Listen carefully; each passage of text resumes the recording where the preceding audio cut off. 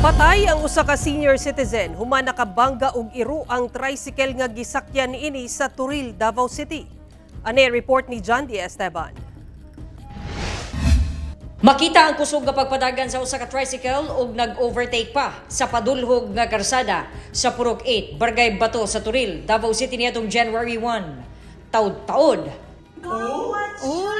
Gawas na yung iro sa kuwan Nabalintong na ang tricycle sa ubos nga bahin sa karsada.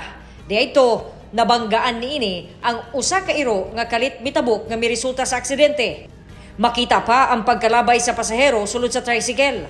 Samtang ang iro araa pa sa tunga sa karsada. Sumala sa kapulisan atol sa insidente nalabay ang 62 anyos ka pasahero nga gilang si Antonio Belonia. Nabundak ang ulo ni ini hinungdan sa iyahang kamatayon. Ang iro namatay sam. Samtang samdan ang driver nga ana-ana sa kustodiya sa kapulisan ug wala na mihatag og pahayag. Kasong reckless imprudence resulting to homicide ang atubangon sa driver. John D. Esteban, 1 Mindanao.